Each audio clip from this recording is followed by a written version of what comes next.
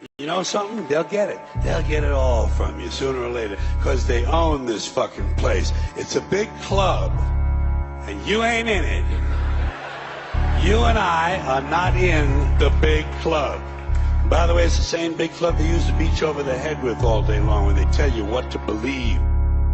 Do you feel in control in a world so cold? Will even your vote matter when a maggot leads the polls? Indoctrinated nation dictated and swallowed whole.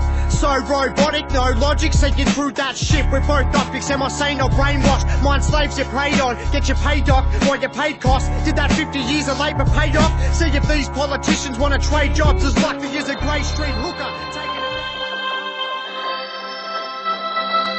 Welcome, ladies and gentlemen, to The Feed. We're doing a very, very special podcast, video, interview and round table. Nate Max and I from Nate Max TV. He has the Gathering of Momentum shows, and we like to work together. And so we've done a little bit of a special promo between Nate Max TV, Gathering of Momentum, and Event Zero TV for you today. Good to be doing this with you, bro. Yeah, finally, dude. It's been a long time coming. We always kind of book it in and get busy, but this is obviously a topic that's starting to break across the internet, social media. It's not a joke, and it seems like over here in Australia we're kind of the tip of the spear in a lot of the information that's coming out and the way it's being delivered. So kudos to you, El High, for your hard work and what you've been doing and informing, not only the public but the police force and different modalities so that all bases are covered.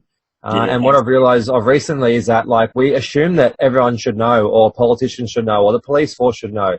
But as it turns out, they don't. So it is a really, really important time and a really great time for people out there to get really active on the ground, start making phone calls, start putting letters out there. Use your social media while we still have it, while it's still not completely censored, bit of shadow banning. I always like to interject. Only 2 letters at the most. Don't send too many letters to your politicians, otherwise they send in the Stasi. But we'll get into that. Yes, and you can possibly end up in a mental hospital. And for writing letters, didn't like it much. I think that's the comment from LI. It's a bit rough. So yeah, I mean, a really important time. There's obviously a lot of victims coming out. There's a lot of information coming out, and the scary thing is it's connecting to all levels of Parliament, Washington DC, and also A-lister Hollywood. So it is a bit of a creepy topic, but I think people are ready for it. Years ago, people were just getting their heads around certain things, but now the information's pushing forward, the way we're gathering the information, and people's consciousness is rising to the point where they're not going to reject it anymore. It's out there now. It's not going to be stopped. It's snowballing off the hill. So really important, beautiful time for us as human beings and every person out there, not just people who are doing what we're doing, but everyone to just spread a bit of knowledge and a bit of empowerment. Well said, bro.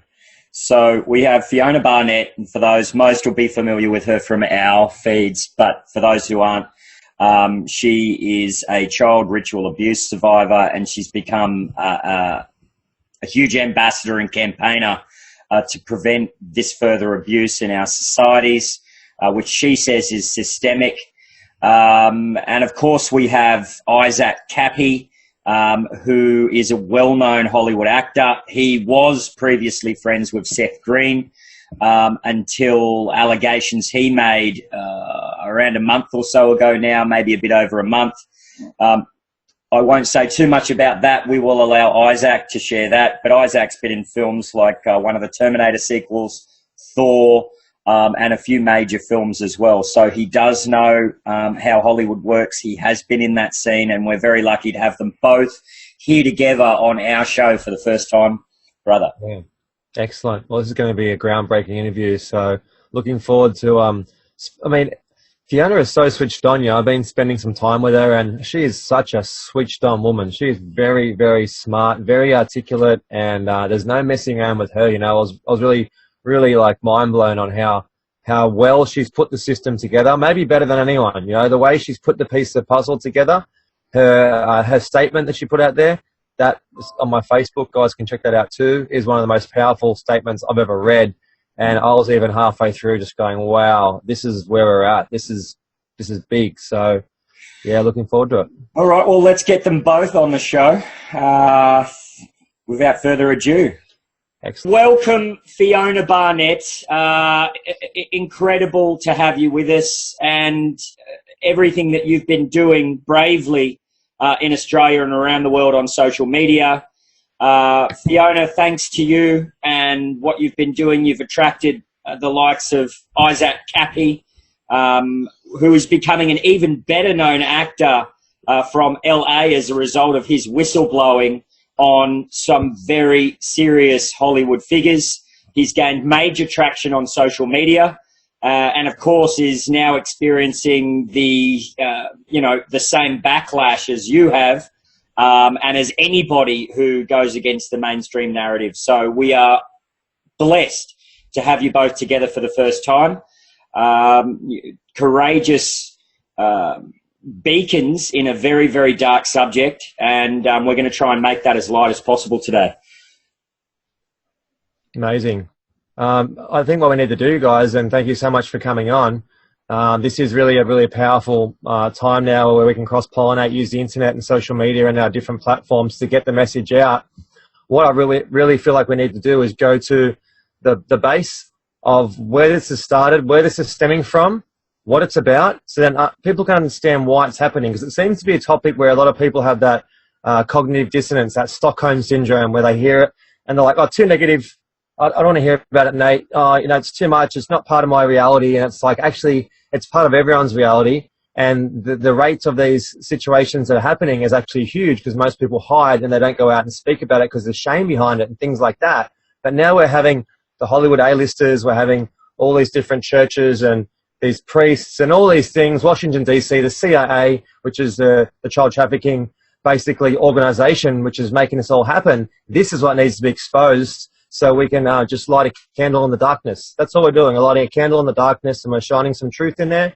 And what's going to happen is that's going to snowball, and we're going to have more and more arrests, and we're going to have people being aware of it, so it can't happen. People are going to speak out. They're going to say, shit, you know what, that happened to me. Actually, I know someone who's going through this. We can't hide it. We can't let it just simmer and always suppress it from generation to generation. That's what's happened.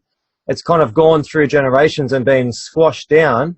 And now with the internet and the connection we all have around the world with these phones and social media, we're like instantly connected. So it's coming out. So maybe, we could get a bit of a download from you to start with, Fiona, on like where this has come from and what your experience is. And what you know, because you've put the piece of the puzzle together better than anyone that I've ever come across. And I'm, really, really happy and proud of what you've been doing, because it's a big role. And we'll get on to Isaac and his situation and what's happening with that, because that's going to connect in exactly what you're talking about. Exactly. Yeah, sure. Well, thanks for having us, guys. I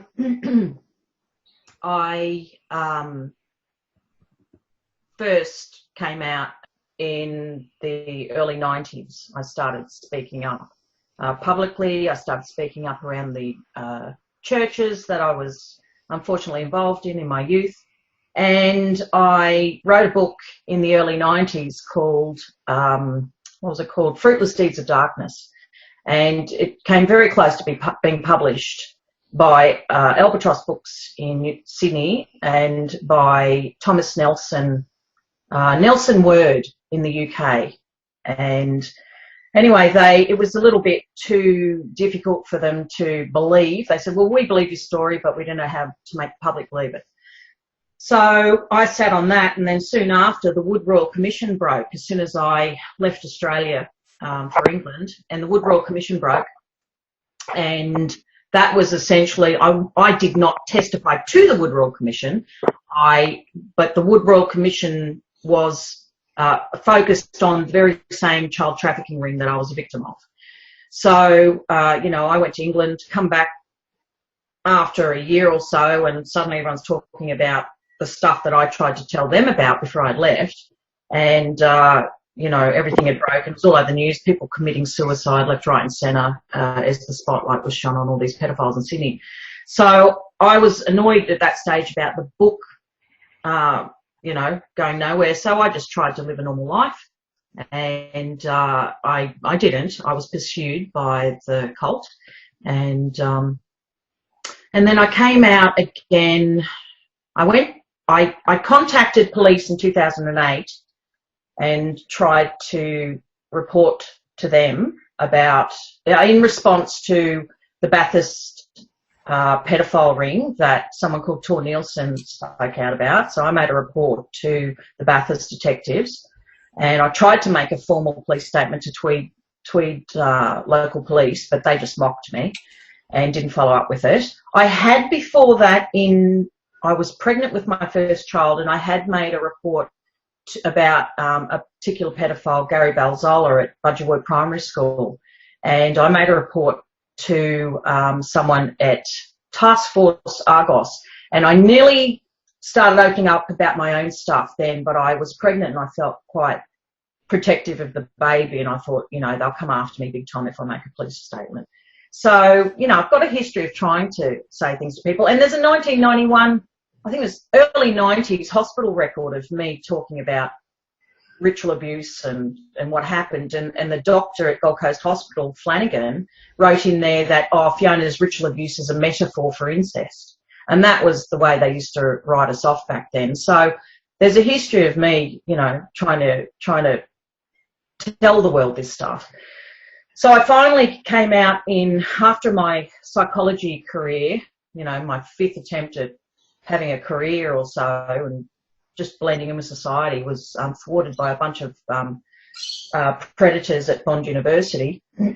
I went to the latest federal Child Abuse Royal Commission and testified to them about a number of things, and one was a big pedophile ring within the New South Wales Education Department involving a teacher, Gary Willis, who used to, the real backstory to that was he was grooming children for politicians and for a greater pedophile ring. So I went public about that, and I was testing the waters with that before I ever talked about my own stuff, and I built up like a lot of credibility with mainstream media. So by the time I did come out about my own stuff, it was pretty well received by the media. And then it was shut down by the CIA and British intelligence journos who worked for the ABC, specifically Media Watch.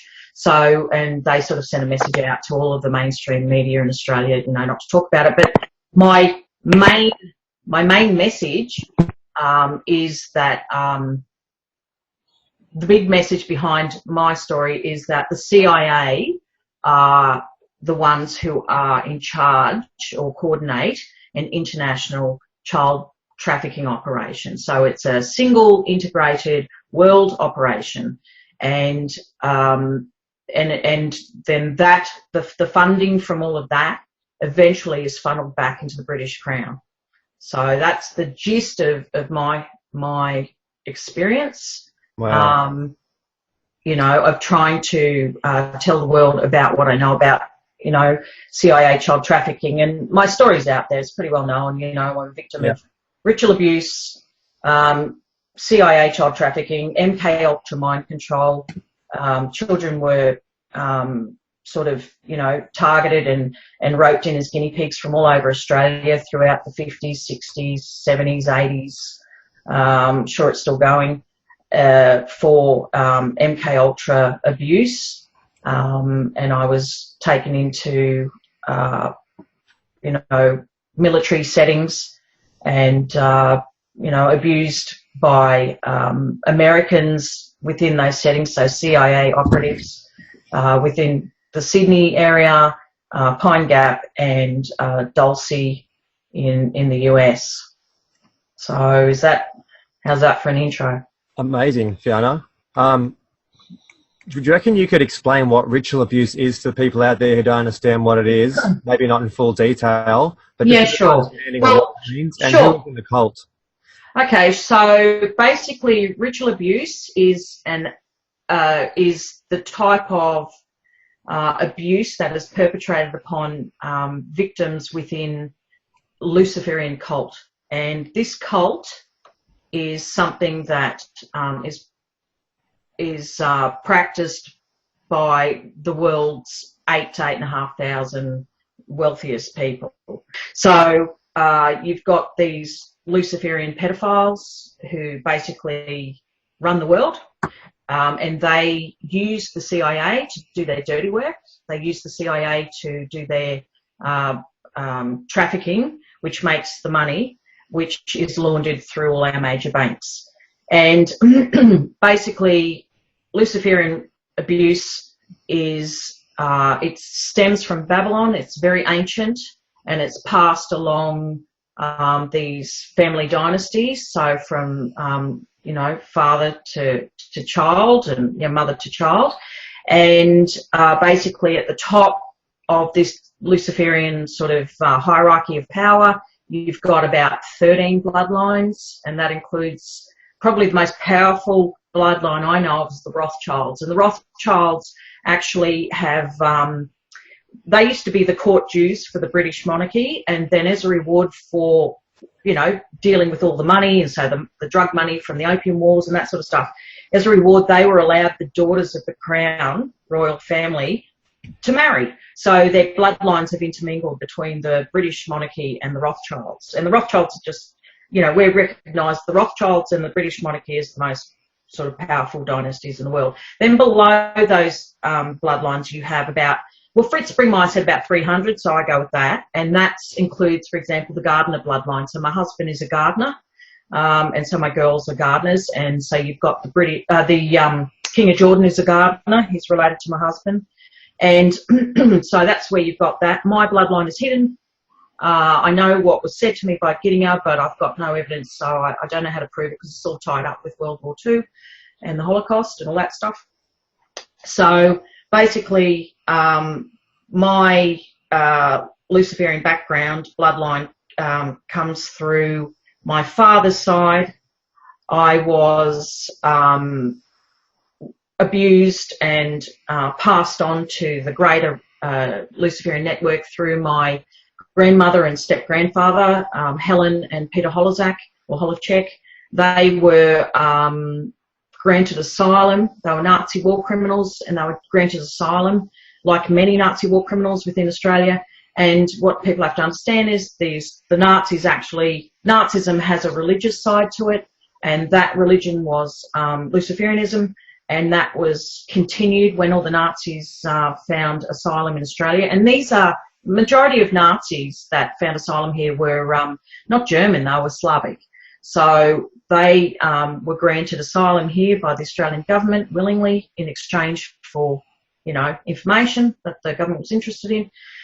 And so they just set up shop here, and they've gradually infiltrated society since then. And their offspring have rose to prominence and have taken over the police force and politics and, you know, education and the universities and so forth. And then they let all the others in. So they've all immigrated from England and various places, and they now run Australia basically. So, you know, ritual abuse is just a practice, and part of the ritual abuse that you experience, which stems from Babylon, is these mind control dissociative techniques and abilities, you know, using dissociation to tap into psychic ability and that sort of thing. And of course Hitler was interested in all of that, and he took all that and weaponized it. And so MK Ultra was just an offshoot from what Hitler originally was playing around with. He collected all the occult knowledge from around the world in order to weaponize it.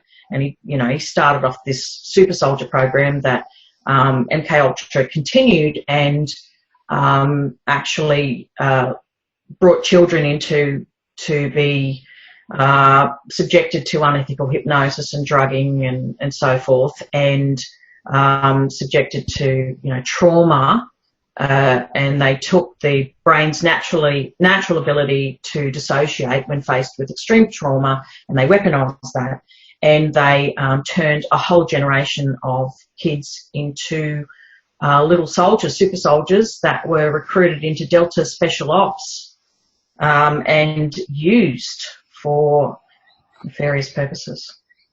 So that's where ritual abuse comes into it. And of course it involves lots of trauma, the most horrendous things you can imagine, lots of murder, lots of rapes, lots of, you know, things that the average mind could not believe that the human being could commit against other human beings. So, yeah. Wow. How's that?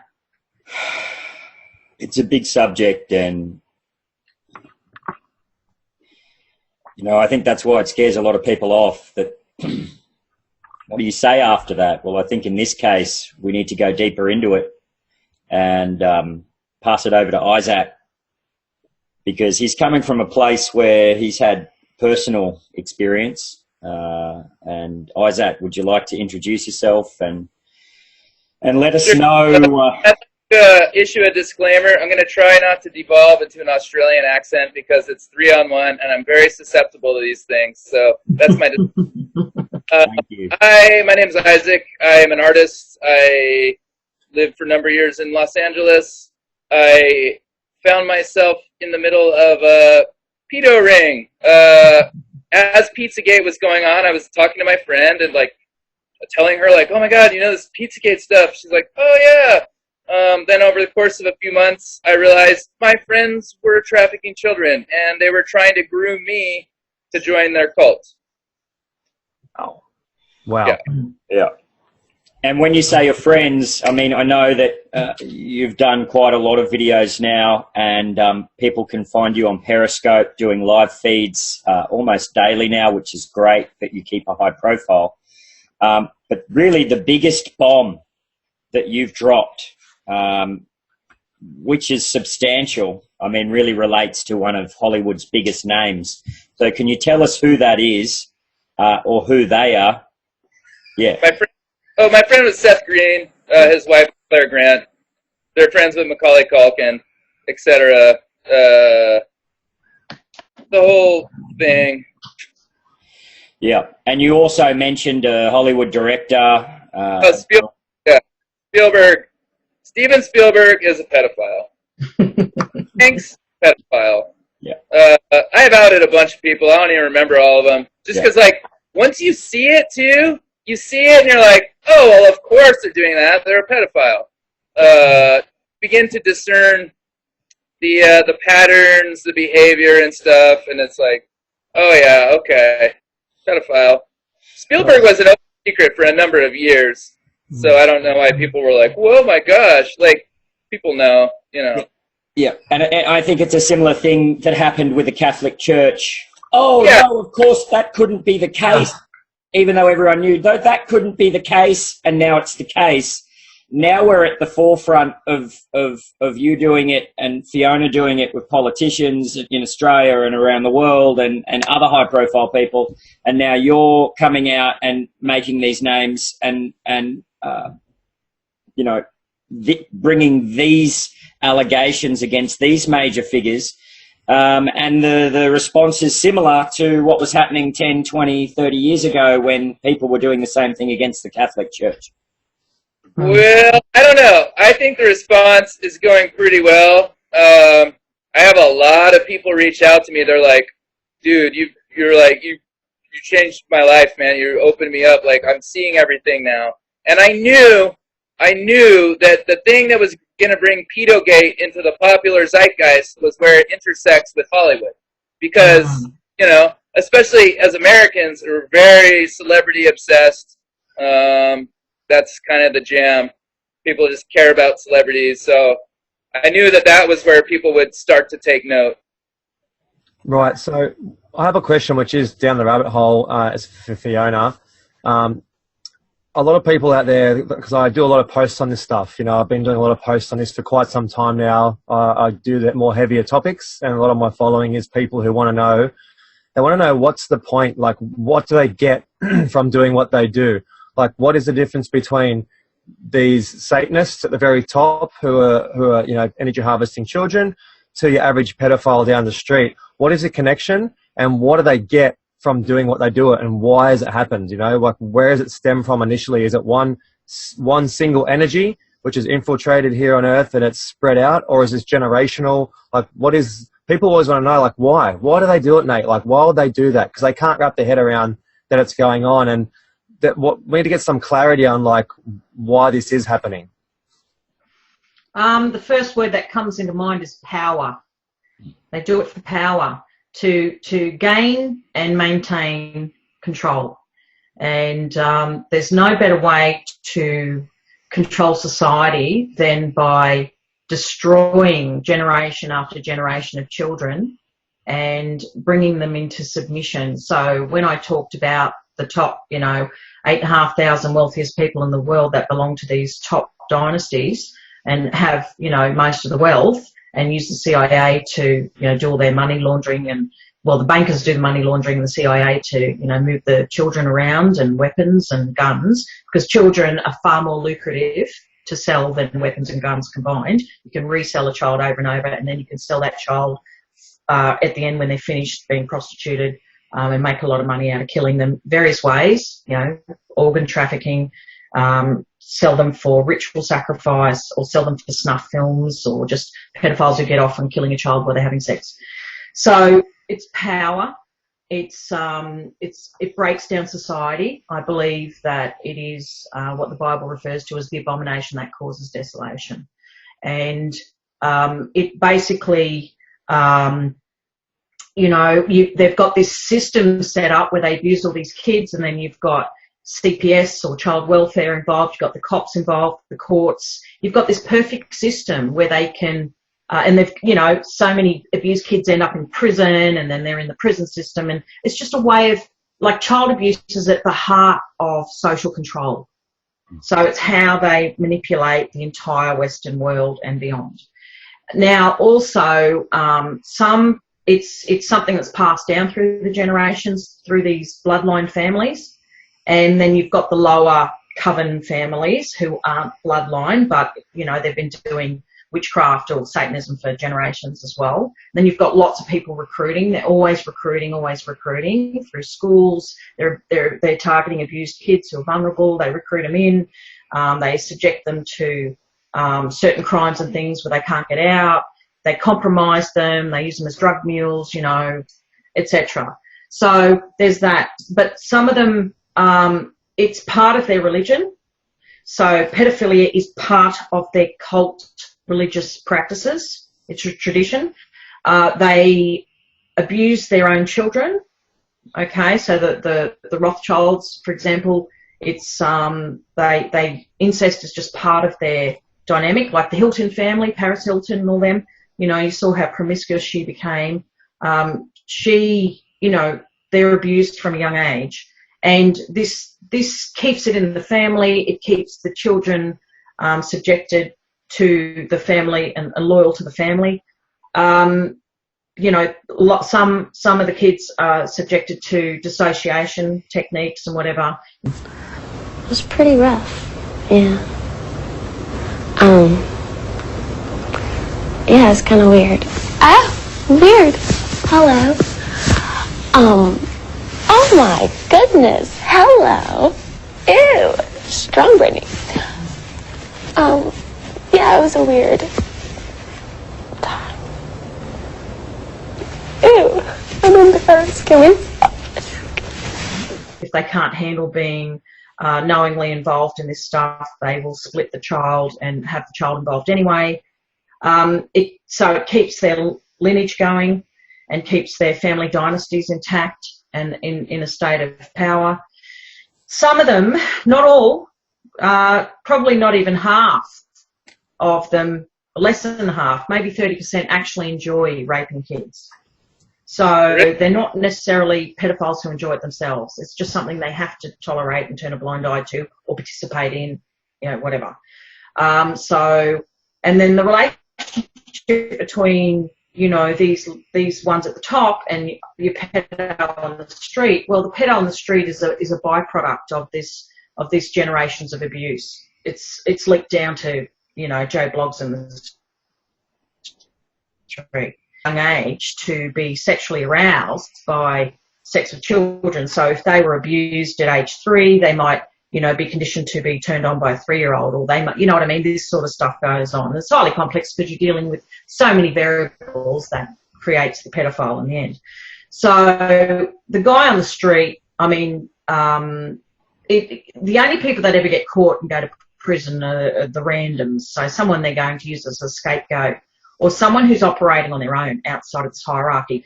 Amazing, Fiona. So we're looking at generational people that have been abused, and it's being passed on, it's playing out, because I'm guessing there's no release of trauma. Human beings aren't really aware that they're holding onto this trauma, and they don't know the techniques to get rid of it. So No. that usually co-creates in the DNA the same situation with the kids before and the kids before, because it's actually encoded in the DNA. It's actually DNA. Oh, yes, well, you're right there, Nate. This is why they target bloodliners as well. You know, genetic material is passed down 4 generations, and they've known that. They've known that for hundreds, thousands of years, that when a child's taught to dissociate, when they're abused, well, that trauma and dissociation, that ability to dissociate and all that, you know, everything is genetically passed down 4 generations. So it's much easier to grab a child who is, you know, within 4 generations of abuse and get them to dissociate the way they want them to. And for anyone who wants to see a little bit of information or evidence of this disassociation that Fiona's talking about, I'd just like to bring up a film now which shows some A-list sort of entertainment crowd who are just plain disassociating at the moment. So let's just bring that right up.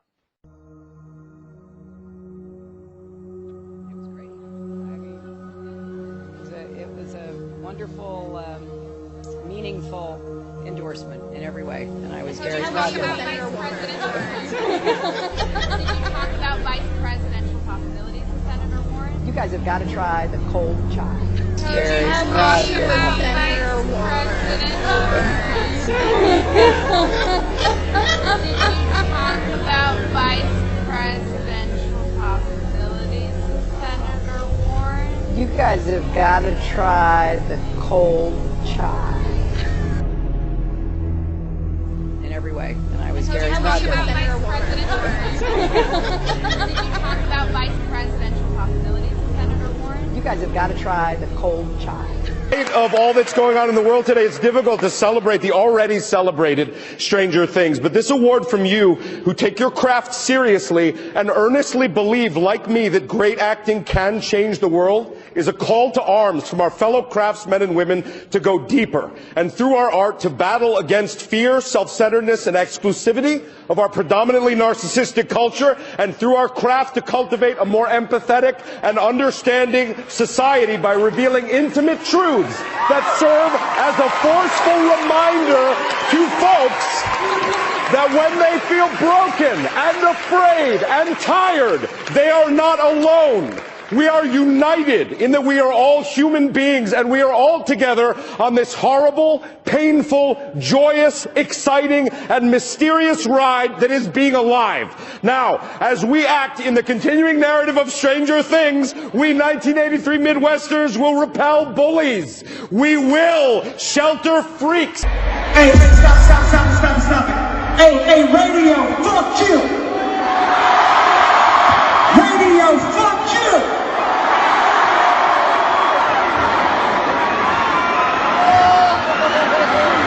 Y'all don't want to lose again. A lot of people here tonight felt like they lost. You know why? Because y'all been lied to. Google lied to you.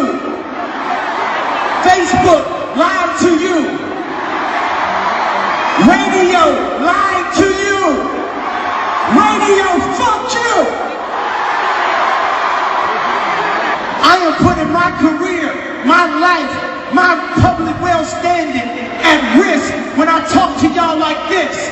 This is a moment in the matrix, bro. The vibes is back. You might not like it, but they gotta hear it. I ain't here to massage you with a fake truth. We are all great people. We are all equal. But sometimes we be playing the politics too much and forgetting who we are. Just to win. Fuck winning. Fuck looking cool. Fuck looking cool. Fuck being cool. Fuck all that, bruh.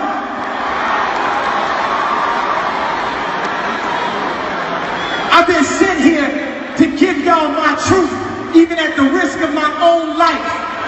Even at the risk of my own success, my own career. I've been sent here to give y'all the truth. Jay-Z called me, bro. You still ain't called me. Jay-Z called me. Hey, bro, Jay-Z crazy. I know you got killers. Please don't send them out my head. Just call me.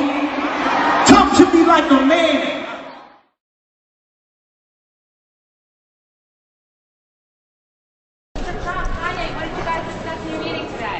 Just friends, and he's a good man. Doing well. Long time. We've been friends for a long time. Life. We discussed it. We're in 2020. Do you think that's something you still want to do in life with meetings? Connie, are you considering supporting the inauguration? Connie, no comment about your meeting with the president-elect. This is the president-elect of the United States. Nothing to say? I just want to take a picture right now. Não se dá.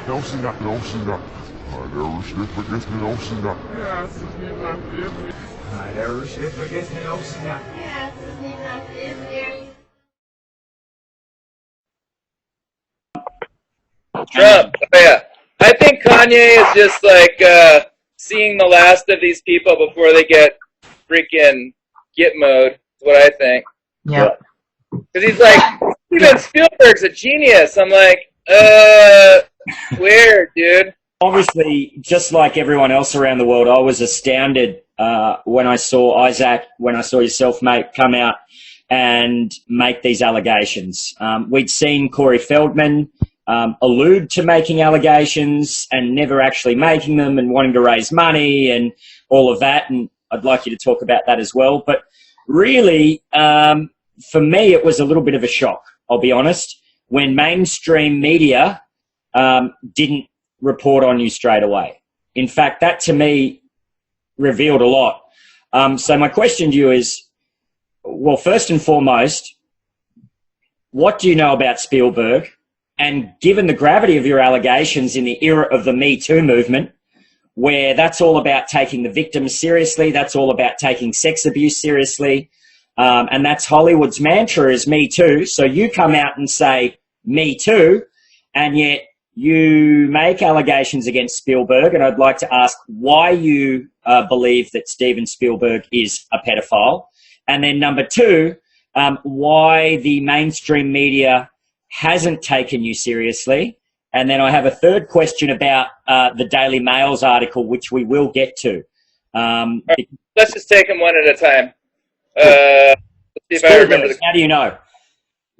Spielberg. It's been an open secret in Hollywood. Heather O'Rourke was an actress in The Exorcist. She ended up dead from a perforated colon from too many rapes. Crispin Glover wrote an essay years ago that basically outed Spielberg. And you see his films, it's like it's clear what he's up to. That's why I felt so comfortable. Like, oh yeah, I'll out him. But like, it's already an open secret. Everyone knows. Yeah. Yeah. And can you explain more about the death of this little girl and the circumstances around that? Is there somewhere people can look to research? Yeah. Google it. Go online. It's already covered. I don't need to go over it. You can do a lot of research. She died after being on a set with a bunch of guys. She got taken to a back room. Blah blah blah. It's a shitty story that I don't necessarily want to go over again. I don't actually enjoy talking about this stuff. Yeah. It's just somebody had to do it, Yeah. Yeah. Oh, I guess your second question was about Feldman. Yeah, right? Feldman. So I think Feldman has been protecting people. He said Pizzagate was fake. He said that Spielberg was not a pedo. He attacked me. Corey Haim's mother and Feldman are going at it. And from what I've heard, this is what I've heard about Feldman. He was actually, when he was a child, he was kind of bringing other children to older guys. Yeah. So, I mean, I called him out. I'm like, why do you need $10 million to out a pedophile? All you need is like a cell phone, and there you go. You just outed a pedophile. Yep. Agreed. And for those who aren't as familiar and need to catch up, obviously we all know the film Goonies. Feldman was Goonies, and that was really one of the poignant parts of his career, which set him forward into Hollywood. Well, I mean, why does he always want to be around kids on sets? Yeah. Like use a little logic here, folks. Yeah. It's so pervasive though, and that's why I came out, because I've been just watching in the media, I'm watching on Twitter, I'm watching these people every day just bash Trump, and I'm like, I know what this is about. I know what this is about, and you guys will never tell anyone. So here, let me help you. Bill Maher, you're a pedophile. You should probably shut up about the president because everyone knows you're a pedophile. That guy, by the way, made a movie in 1991 called Pizza Man, okay? And the main enemy in the movie, the bad guy, is Donald Trump. That guy, Bill Maher, has a production company called Kid Lover Productions. Like, this stuff isn't new, but now, after Pizzagate especially, Seth Rich blew this thing wide open. Because I knew about ritual abuse. The first time I heard about it was way back in 2004, 2005. I dated this girl, and her mother was ritually abused by her father, who was a priest in Manhattan Beach, California, which is, you know, a lot of things come up later on in Manhattan Beach, California with the McMartin case. So that was the first time I had heard about the ritual abuse. And then, you know, the Conspiracy of Silence documentary, I watched that probably 2006. But then I forgot about everything until Pizzagate, and then, you know, finding myself in Hollywood, knowing all these people, and like, oh, wow, I think I might be in the middle of a pedo ring. Oh, wow, I think they're trying to get me to join them. Oh, wow, they're offering me money? Like, ooh, what is this? Explain I don't like that more. I know you've gone over it before, but Seth Green, you guys were really good friends, yeah? Oh, Seth and Claire were my favorite people in the world. I love them. I saw them all the time, at least once a week, if not 2, 3, 4 times a week.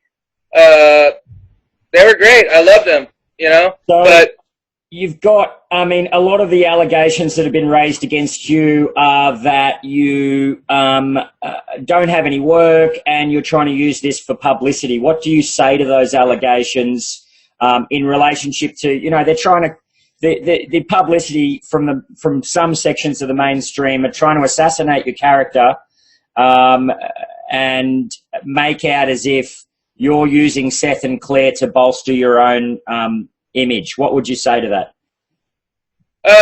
What would I say to that? That's the first I've heard of it. And to be quite honest, I get so much criticism and a lot of fake stuff, lies about me every day. I don't even pay attention to the stuff. Got it. One of those fake things is from the Daily Mail where they're alleging that you threatened Paris Jackson. Yeah, well, they actually ran a TMZ story. You know, it's just fake news. It's TMZ. Do you expect TMZ to give you... TMZ, by the way, has tons of pedo dirt. They don't share it. They're sitting on stacks this high. They know everything. They have operatives all over LA. They, you know, I've encountered them, you know. They have photographers. They know what's going on. So they could, you know, probably elucidate the situation a bit if they wanted to. But do they? Yeah, of course. And now coming from my position as your friend and not as someone conducting this interview, I'd like to point out that this is probably the last thing anyone would do to get a job, a better job in LA. Yeah, guys, I was already kind of like, yeah, exactly. Who's going to hire me now? Bolster my, like, I don't get it. Exactly. So I'll hire you. Yeah, we love you. Yeah. I'd rather be loved than you guys than rich and you know, in the company of satanic pedophiles. So on that note, and then we'll go back to a question with Fiona and get into this story a little bit more from her perspective. What was it? I mean, I know you've shared this before, but for the people who are listening for the first time, what happened with Seth? I mean, you were there. It was at the house. What happened? Well, which time? Okay, the time where there was a secret room. Yeah. We, a bunch of people that went over to his Malibu house, and we were having like a game day, kind of like party thing, hang out. And at the end of the night, everybody left, and Seth turned to me and he said, "This is where we keep the children." And he pulled back this secret bookshelf And I was like, oh, interesting. And we had been drinking. The next day I woke up like, what was that? What was that all about? And, you know, I tried to put it out of my mind a bit. You know, I tried to convince myself, oh, no, I'm sure it's fine. But then, you know, more things happened, and I'm like, okay, yeah, all right. These are pedophiles. They're trying to recruit me. And did these people, have they ever responded? Have Spielberg or Seth Green or his wife Claire or anyone who you've made allegations, have they said anything? Have they had lawyers? What's the situation? No lawyers. No lawyers have contacted me. They never reached out, by the way, which if one of your former good friends accused you of being a pedophile in a very public setting, I think the first thing that I would do is call them. You know, there was no phone call. They tried to avoid it. They were like, what are the allegations? Who's saying what? It's like... Yeah. I mean... Their silence is damning. Yeah. By the way, I have a quick question for Fiona. This is something that came to my attention recently. People are saying that a lot of the Satanism is actually a technology, and they're using it as a sort of technology to hack, you know, the dimensions. Can you speak to that, where it intersects with the child abuse? Oh, well, the dissociation techniques that have been passed on down the generations, and which Hitler went around the world collecting, so from the Dalai Lama and his crew and what have you, these, you know, a lot of these occult-based religions, etc., a feature of it was piercing the dimensions and making contact with interdimensional beings, and, you know, and then you had the MK Ultra group in America, you know, taking LSD and, you know, trying to make interdimensional contact with interdimensional beings and have interdimensional experiences and things like that. So what they did was, in a military setting, they took those occultic skills, including astral travel, and I have to say astral projection, astral travel is something that is now taught within mindfulness, and I was taught it at Bond University by Aileen Pigeon within counselling psychology. You know, she put up this exercise that we all had to do, and she said, now what does that seem like to you? And I went like this. I said, oh, that's astral travel. She says, oh, good. And she went, oh, and then she pulled herself back. So astral travel and mindfulness stems from Buddhism, and so astral travel is a feature of Buddhism as well.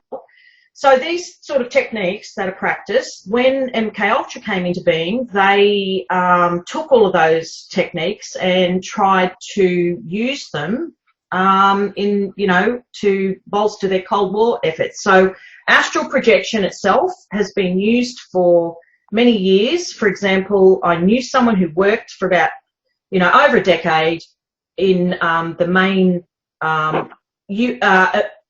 UK Army base, where they trained everybody and they trained the military police, and they would use astral projection, right, in their everyday patrolling of overseas bases. They'd go into a little room, lie in a bed and patrol the bases. So what we're talking about here is the gateway process or the gateway experience. So under MK Ultra, it was called the gateway process, and what they did was, and there's a document where they, which was released by the CIA in 2000 and was released in 2010, but I only ever saw it appear on the net last year. And it's a letter addressed to the commander at Fort Meade in the US, and it's about 30 pages long, and it blew my brain that they had published this stuff and released it, but it describes the gateway process and the physics behind it, and so they break it down. And what they say in this document, which was released after I used to go on and on and on and on for years about this stuff, and what that was I used to go on about getting a selection process, which was he he developed all the testing that selects all the CIA agents, and there's different agents. There's some people like Craig Sawyer that are just, you know, soldiers, cannon fodder, and what they need to be is low IQ, so just average IQ. They don't want anyone bright and questioning anything. People who are 130 plus IQ basically question things, they think abstractly, they are visual spatial dominant thinkers, and I'll explain that. So when you do functional MRI scans of people, when people with an average IQ of say 100 perform a cognitive task, their left hemisphere lights up.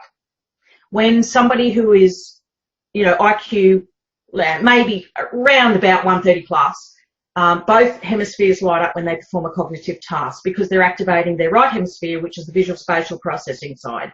Now, Gettinger, when he tested and he was looking for candidates for the MK Ultra Super Soldier Jason project, what he was looking for was high IQ children because of that right hemispheric functioning. Okay, now that had a number of advantages.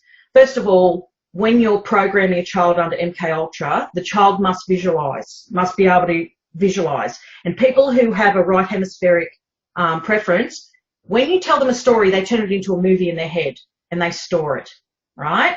They think in pictures. The majority of people think in words. I think in pictures. And so that's one benefit of children who are high IQ. Another benefit is that we have a capacity for photographic memory because of this visualization and turning things into pictures. The other thing is when they are teaching children to astral project or what have you, the gateway process, both hemispheres light up and they can bring the brain into a state of synchronization. So it's called, you know, hemisync, hemispheric synchronization. And what this does when you're talking about astral projection and is to really simplify it, and I'm really crap at quantum physics, okay?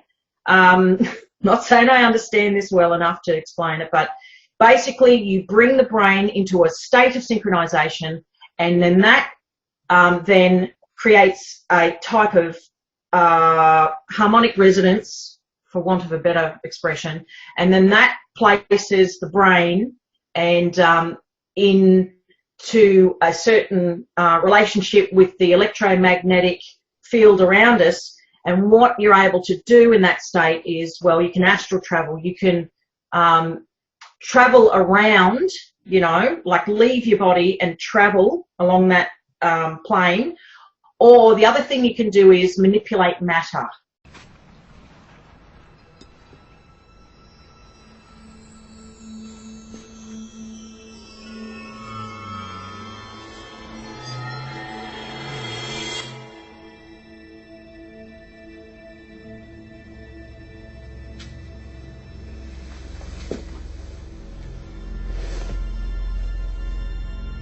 Do not try and bend the spoon. That's impossible. Instead, only try to realize the truth. What truth? There is no spoon. There is no spoon? Then you'll see that it is not the spoon that bends, it is only yourself.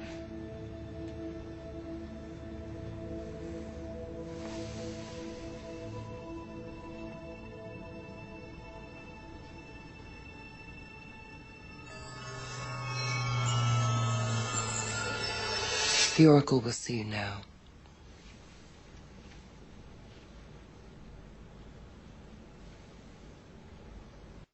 And the other thing you can do is you can actually, this is why the main thing they were interested in was piercing the veil that separates our dimension from other dimensions. So, and that's what CERN Hadron Collider is all about. And if you look into the research and the people who have been into this stuff, if you look into the research behind the D-Wave quantum computers, the D-Wave computers, by, you know, Gordy Rose's own admission, they make computations in other dimensions. This quote is from a respectable scientist, in fact, one of the founders of this field. that may look a little strange to you who don't follow theoretical physics, but there is a very clear prediction that our most successful theory of nature makes, and that is that there are an enormous number, mind-bogglingly large number, of parallel realities, as real as this one, that have different consistent histories. So imagine a world where all of the laws of physics as we know them are obeyed, but different decisions were made along the way. Different decisions at the level of tiny microscopic particles, different decisions all the way up to what you chose to eat for lunch, and whether you chose to come to this session or not. Quantum mechanics makes a very specific prediction that all of those are as real as the thing that you remember. And this is bizarre, because we don't see those other things. But science has reached the point now where we can build machines that exploit those other worlds. And quantum computers are perhaps the most exciting of all of these that we have within, or almost within, our grasp right now. We can go into other dimensions. And there's scientists have actually published articles saying that they have made contact with interdimensional beings. So this is what's coming out of all the MK Ultra research technology, and that's what's going on underneath Dulce and Pine Gap in Australia. Exactly. And not only that, people don't realize that our physical vessel, every human being is a hadron collider. Human beings, when they start accessing the higher frequencies, we become one of them. We have the Mandela effect, which is going on, and changing timelines and things like that. And what these phone towers and frequencies are doing, they're interfacing with our bioorganic field. So we're not leaving at night time, we're not connecting to our higher self, we're not tapping into those other realms. So this is a multifaceted plan.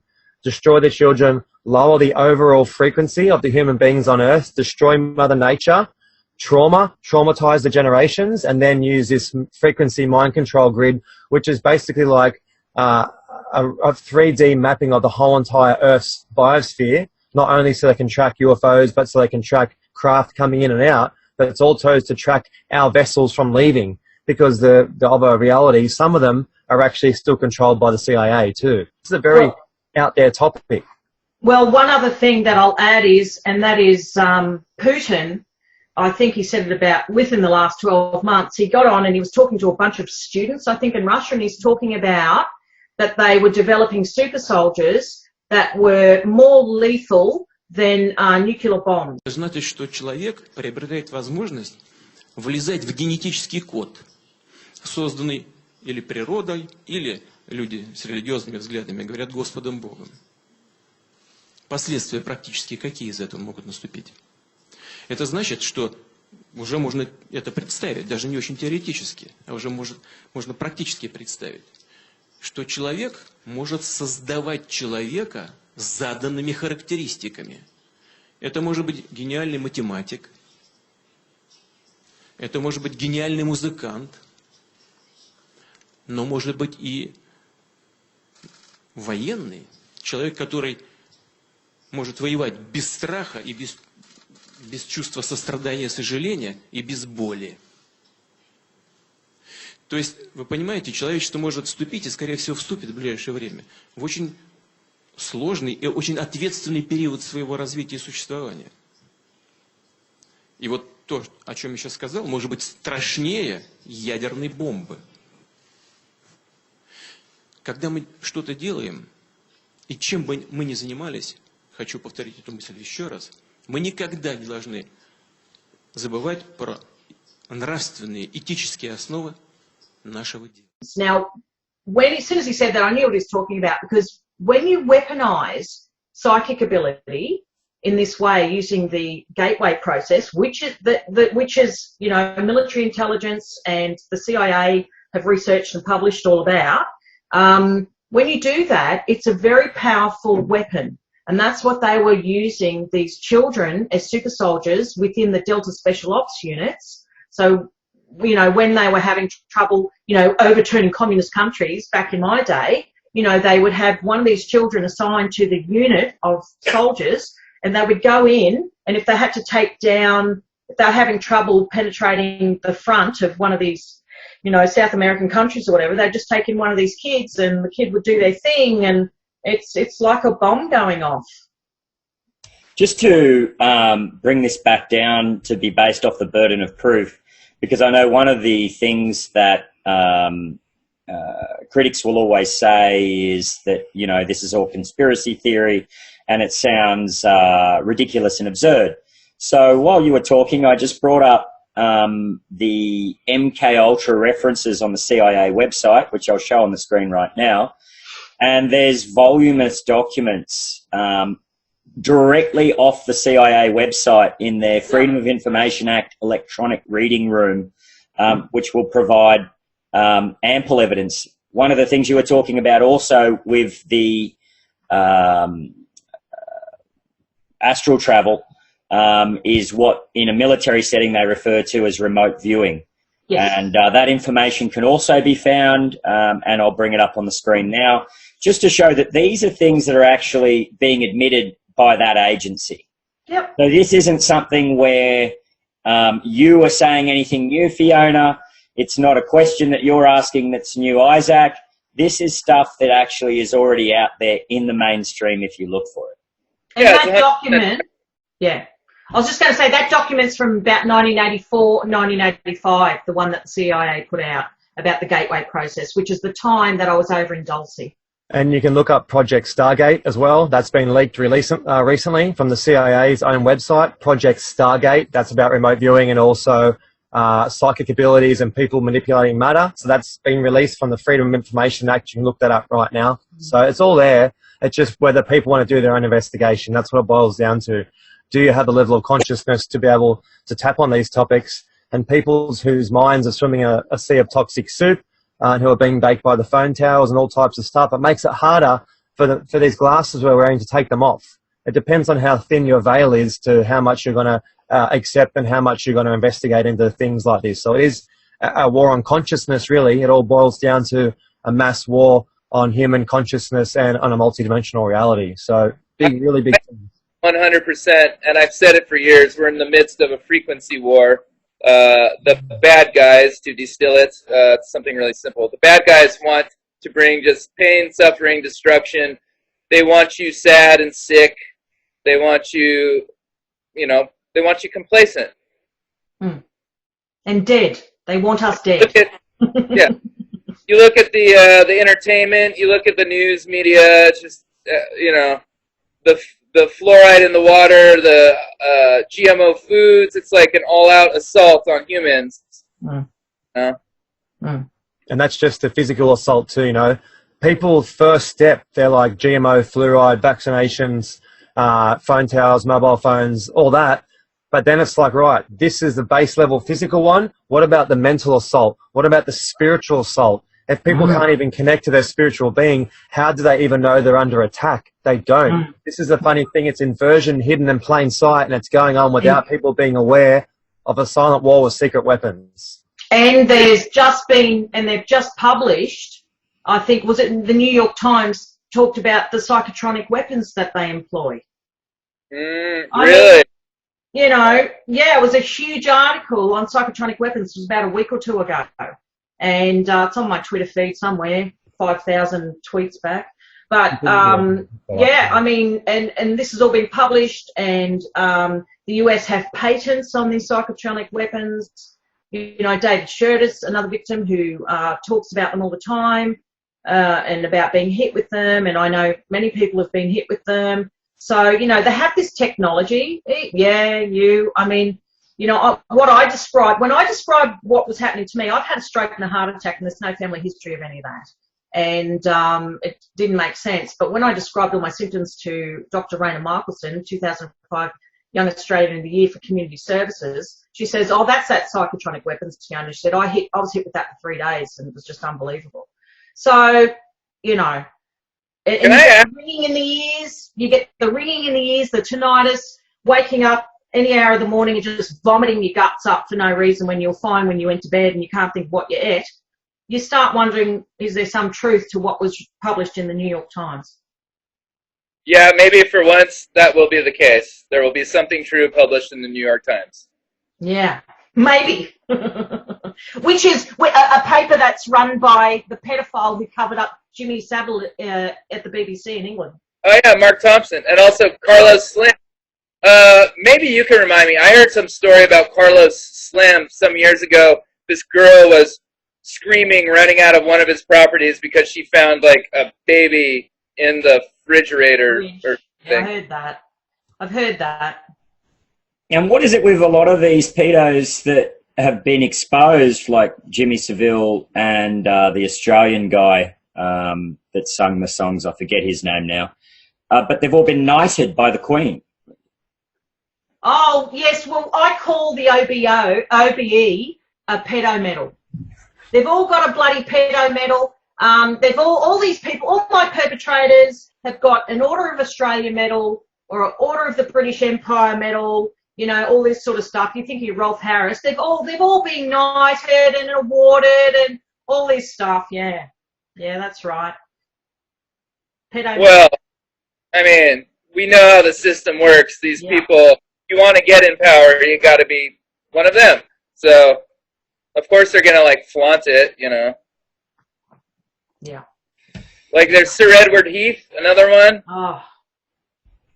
But what people don't realise is the very first reports regarding Jimmy Savile was all satanic ritual abuse. All of it. Satanic ritual abuse and kitty murder. You know, that's all been written out of history because the BBC and everybody else have just written up, oh, pedophilia. No. And he had access to all those children's foster homes and hospitals. There was nursing staff who testified that she used to just go in and tell the children, look, just lie still and pretend you're asleep so he can't rape you. You know, this is what's come out in the mainstream media, but people just seem to forget or just don't seem to read that bit. Well, here's something else that's going on, too, within the debate. They've set up certain people for, like, a little bit of disclosure. Like, oh, yeah, pedophilia happens. But the thing they always want to cover up is the SRA.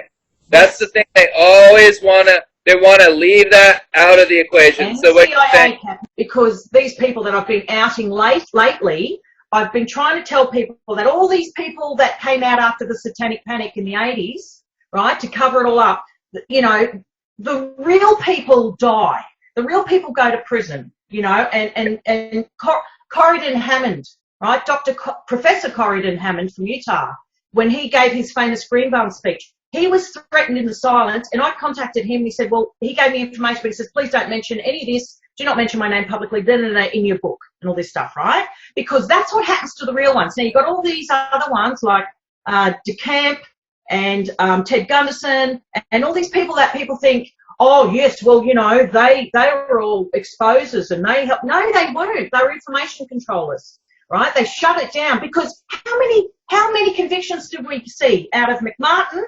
Right? How many convictions did we see out of Presidio? How many convictions did we see out of the Franklin scandal? None.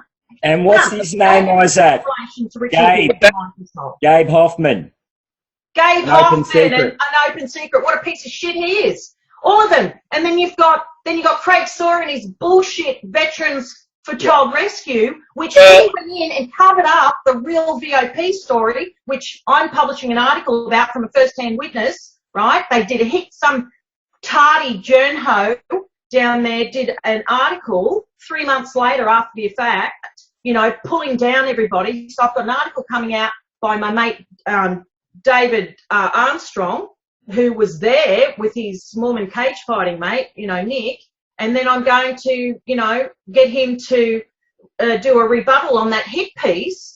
Which, oh, what a convenience. It comes out at a time when, you know, Craig Sawyer, I took him down in 3 days on social media, the piece of shit.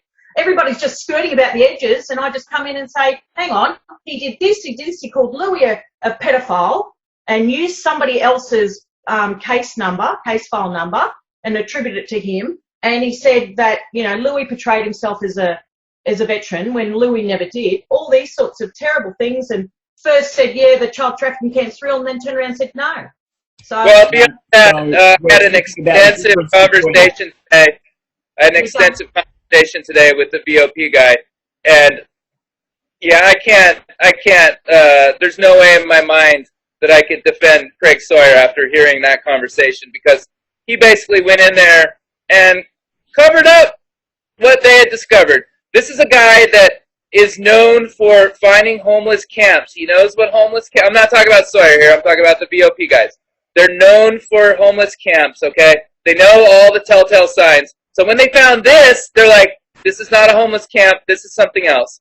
So in come the cover-uppers in classic Podesta fashion, covering up child crimes, and they're like, oh no, this is just a regular camp. By the way, you have to get off the property, and no, we're not going to call law enforcement, and we're also going to destroy this thing. I'm like, okay, this is like, yeah, this is a cover-up. This is a cover-up. So you got these legacy Clinton ops people trying to fool people. Guess what? We're not fooled. I'm not fooled. B's not fooled. E's not fooled. Nate's not fooled. No, you can't do it anymore. See, the thing, something amazing happened recently where people's discernment skills among the general public, they're just like, they're getting hip to all the tricks, all the misdirections, all the tactics. They're like, nah, dude, no. And also, I think maybe from a dimensional level, people are just feeling the truth. They feel what's real. They're not. You can't fool them anymore. No. Cappy, like, what can you say for all the people out there who are in and around your groups of friends? What can you say to them? Because a lot of people obviously know about this, but they're not saying anything. I think we need a call to action of not only your everyday person, if they've been caught up in stuff, they need to be speaking up, going to the police and doing this. But what about the people who are in the higher rings who know about it and they're not part of it? What can you say to them? You know, they need to speak up, don't they? Yeah, I mean, all right, here's the situation on the ground. Yeah. The younger people, a lot of them don't know. They don't know that it's real. They're where I was, which, by the way, I need to make this point. Because I, myself, was delusional, trying to talk myself out of what I felt was true, but, you know, just like, oh, yeah, no, it's fine. You know, it's just, I didn't want to know, and then I did know. The higher level people, all those people are compromised. Unless there's some rare ones I don't know about, but higher level people, if you're a producer in Hollywood and you're very successful, either you know about it or you're a part of it, you know? Wow. Wow. I think LA, Hollywood is probably ground zero for this stuff. James Gunn tweets, and the support letter about James Gunn, who is the director for, what's the film? Sorry, Isaac. Guardians of the Galaxy. Guardians of the Galaxy, thank you. And he lost his contract with Disney for what are essentially heinous tweets. On that, I gotta bring something up.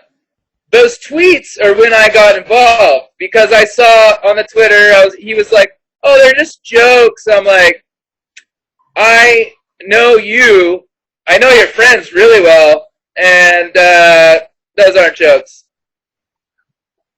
Yeah. That's not a joke. It's the same thing, like, if I was hanging out with a girl and I was like, oh, yeah, you should probably take your clothes off. Like, yeah, that's a joke, but also I probably want her to take her clothes off, right? Yeah. That's how these pedophiles operate. It's a relief. When us guys hang around, and all of us really, let's face it, when rational people hang around their friends, I've never had a friend that makes pedo jokes. I don't, normal people don't make those jokes, let alone tweet them. Like 10,000 times. 10,000. I'll tell you what it is. Guys, I'll tell you what it is, because I figured it out.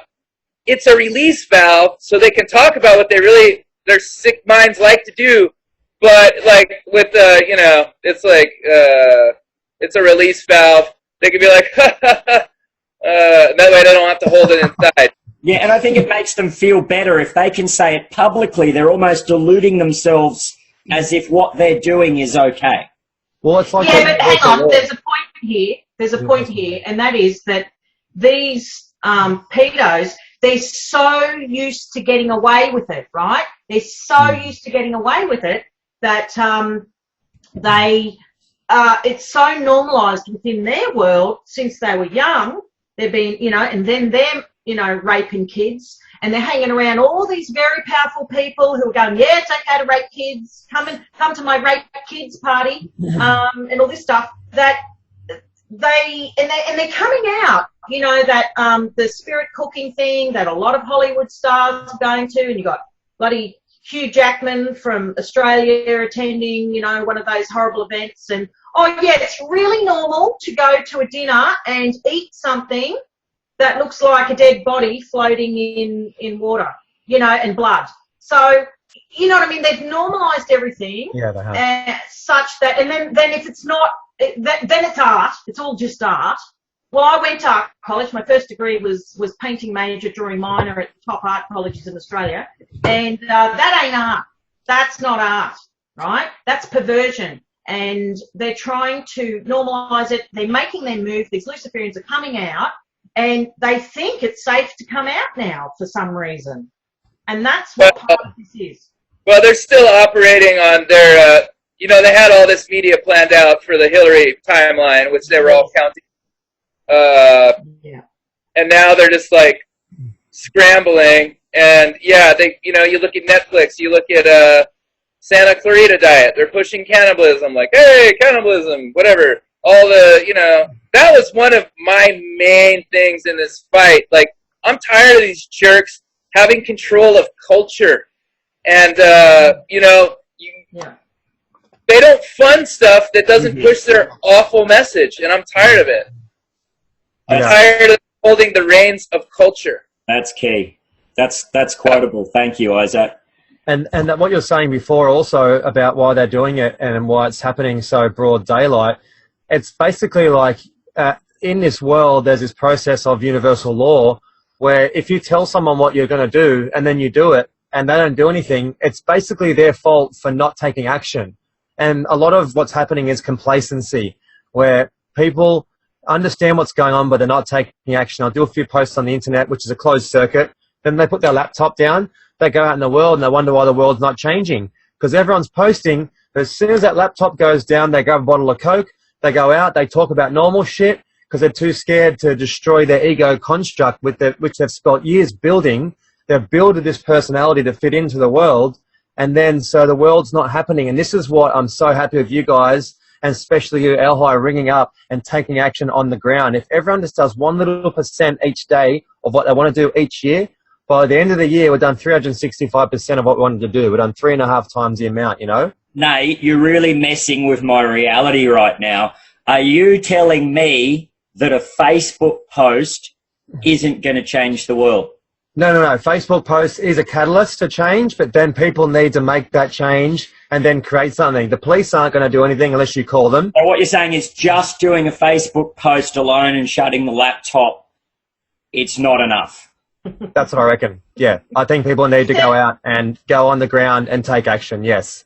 You guys sound like an infomercial. You sound like an infomercial right now. The internet is a closed circuit. What I have to say to that is, look, the CIA, right, do pay a lot of people to sit on their fat asses and troll people like me. Now, the reason they do it, right, and then they hook up all around the world. Now, they do that a lot, and then you start seeing their techniques. First of all, it's just abusive. Then it's a little bit seductive, and they're the nice troll, sweet troll, and then if you push them a bit, then they become abusive, you know, and all this sort of thing. These are just like PR tactics, and they do this because it works, okay? This stuff works.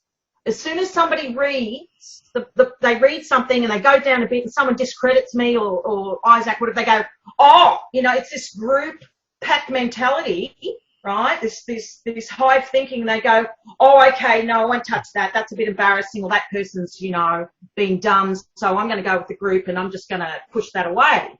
And that's why I've spent 2 months fighting these people, and I'm going to take a break now because I've got to write a book. Yes. Fiona, you tell me that every week. You say you're taking a break, so I'll believe it. Yeah, well, you know, far out. And then something else happens. Can I just say, no, I actually pulled out my files and I actually worked on my book the last couple of days. So, yeah, I did.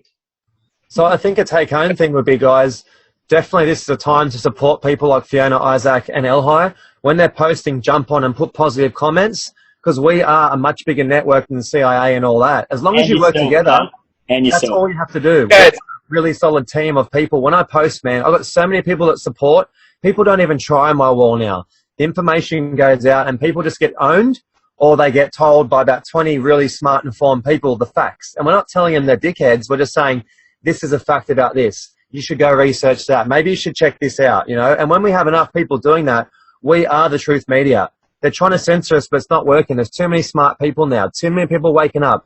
Too many people going plant-based diet, drinking good water, getting out in the sunshine, doing everything the system says to do. We're doing the opposite, and we're having great results. The fraud of cancer. You know, all these things are now basically becoming common knowledge, but this one is still like the veil is a little bit over it because, you know, we're going through this process of evolutionary journey, and this is definitely towards the XYZ. You know, we're coming up to the end of the craziness, and that's still triggering some people. So please be really proactive, but also get on the phone, write the letters, talk to people on the streets, bring it up in conversation, but don't be like a religious person pounding it down. Just be balanced. Ask questions. I tell all my people all the time, ask questions. Socratic method is key. If you're getting people's minds going, they're starting to like put two and two together. That's key. But also, I kind of reached the point where these people on Twitter, they're like, I just can't deal with it. I'm like, you're an idiot. Sorry, you're an idiot. Straight up. Like, you don't want to know? There's a wealth of information. If you don't want to know, that's on you. But right now, you're an idiot. Sorry. Yeah, exactly. Don't waste your time. I have no patience. I think one of the things that you two have that's a huge support now is the Q phenomena ripping through 8chan and then spreading out virally throughout the social media platforms. And Q has come forward and brought evidence to Pizzagate. Now, you mentioned Pizzagate earlier. I'm just going to bring up on the screen here the fact that Pizzagate really started because of the Democratic Party's hacked emails through WikiLeaks. And we found really weird things in John Podesta's and some of their emails about handkerchiefs and pizza maps and children at swimming pools and a number of other things like that. So this isn't some conspiracy theory as the paid journalist shills would like to paint it. This is actually something that has roots in incredible information that's come out, and that Q is showing artwork that these people like, and so on and so forth. On that note, we talked about the individuals involved in this, and I wanted to ask if either one of you wanted to pick up the subject of the infamous and very strange little man, Lieutenant Colonel, I think he's Lieutenant Colonel, Michael Aquino of the NSA PSYOPs program, and Satanist. Self-admitted Satanist with the big eyebrows. Yeah. Michael Aquino, he's a cunt. What more can we say? He's do some research. I don't need to tell you about Michael Aquino. Yeah. Fiona, maybe get into it because a lot of people don't know who he is and they need to know who he is. So I love Isaac's response. That needed to be said. Thank you, Isaac. I'll do it. Yeah, go for it. No, I'll take up Michael Aquino. Apart from being a cunt, like Isaac just said, he is the father of child trafficking. Okay, the modern father of child trafficking as we know it. Now, Michael Aquino is the modern father of the MK Ultra project, Super Soldier project. He is the head of psychological operations within the army. He is also one of the most powerful Luciferian priests in the Western world. He was a priest that presided over Luciferian rituals at Bohemian Grove. He, along with Dr. Jolyon West and genius psychological tester and master in brainwashing methods, John Gittinger, that trio are the ones who set up the original MK Ultra base lab, Frankenstein Lab, underneath Dulcie. And I urge you to read this book, right? Because it describes that base. So that's the mind manipulators. And it summarises thousands of FOI released documents relating to MKUltra and to the things I'm talking about here and that base. Now, Lieutenant Colonel Michael Aquino, he is still active. He's never retired. His methods dictate how the CIA handle whistleblowers like myself, and all these people that we've seen coming at us, like Craig Sawyer, stupid Bill Chapman, John B. Wells, and Open Secrets, Gabe Hoffman, Russ Dizdar, all this. There's a whole group of fake Christian advocates, and they all run their favourite little topics, like whether it be Nephilim or, you know, UFO demons, or what's the other stuff they go on about, the Black Awakening. You know, they've all got their little topics, and they all group together. And then they've got your alternative media groups like Hagman and Hagman. And Hagman Senior was trained as a Jesuit priest by the same guys who were busted. Amongst those 300 priests bust for molesting 1,000 kids in, I think, Pennsylvania. Hagman frauds, all these, Alex Jones, all that group, they all are CIA. All of these people are CIA. They're fakes. They're not victims. You know, people think, where did they come out of? 3 years ago, they set up this organisation. Oh, they, you know, and they got everyone sucked in. Chuck Missler was another one. He worked for Mossad. Now they've got them all sucked in, and they've all got a little bit of truth.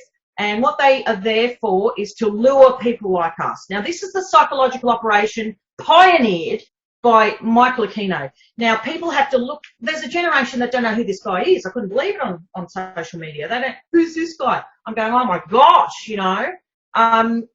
Okay, Michael Aquino is linked to every major case of ritual abuse and CIA mind control and child abuse, major VIP child trafficking cases that's ever come out. So Presidio, McMartin, Daycare Centre, Franklin Scandal, all these ones. Aquino has been named by the children as, you know, as a perpetrator. Now, Aquino has been named by Sarah Ashcraft. He's been named by Marianne Bernard, who was in mainstream media as a whistleblower against a pedophile ring involving Hugh Hefner and Roman Polanski, Jack Nicholson, Warren Beatty, all that. So you've got Aquino liaising with all these different groups, okay? He's the man behind it all. He's the kingpin, right, behind this whole scene. He's the last living perpetrator of this, you know, one of the pioneers, the godfathers of CIA child trafficking and what they actually do with those kids. It's not just about prostituting kids. It's not just about a blackmail operation where they, you know, blackmail Nixon and all the other presidents, you know. It's not just about that. It's about recruiting kids for to be trained up as assassins and super soldiers, and, you know, the ones behind all these phony ass school shootings. These are the modern ones today, the modern Manchurian candidates. You know, it's all designed to disarm America, take the guns off their citizens, just like the phony Port Arthur massacre in Australia, where somebody with an IQ of, what was it, 60, suddenly achieves the headshot rate of someone with an IQ of 160. I mean, it's impossible. Yeah, or not even that. There was multiple. All of that. He's and the shooting man who wrote the book. His other hand from, like, I don't know whether he's right or left-handed, but he was shooting from the hand that he wasn't from the hip and achieving that hit rate. Multiple angles too, and also apparently he couldn't even put keys into a door. He was so messed up that he could not even put keys into a lock.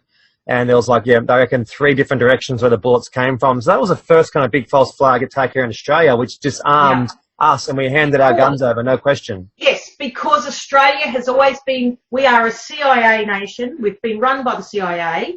Whitlam was outed, one of my abusers, Whitlam. museum testing ground for what happens in America.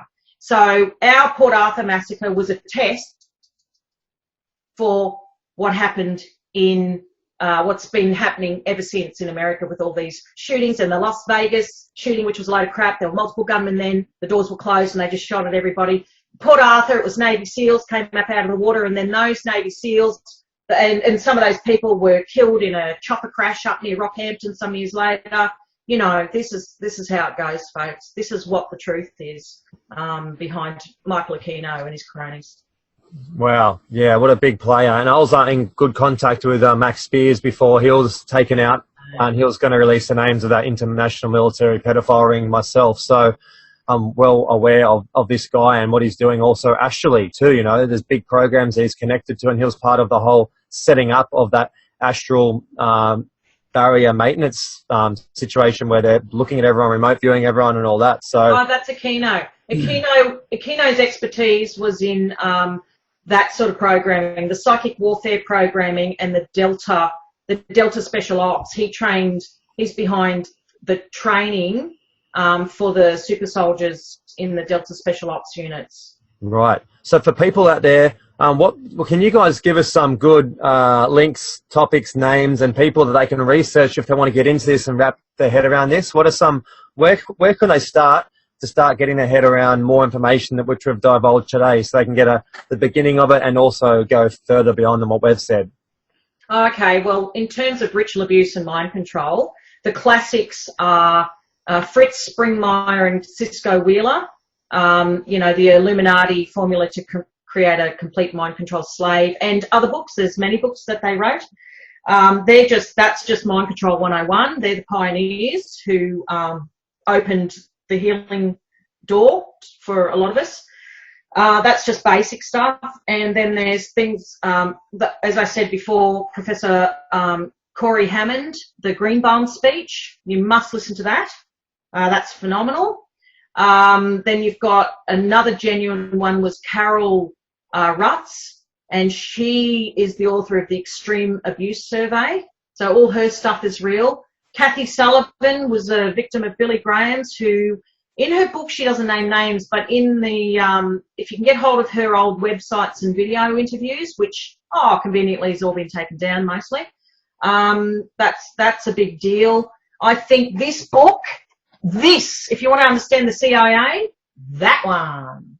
But get the free 1978 version, because it's got a brilliant excerpt in there on the role of the Egyptian cult within the Illuminati or Luciferian echelons, and how that came into play, and you know, Aleister Crowley and Thelema and all the offshoots from that, and Scientology, where all that comes from, and all the mind control offshoots. That's very important. Like I said, mind manipulation, that's CIA MK Ultra 101 reading.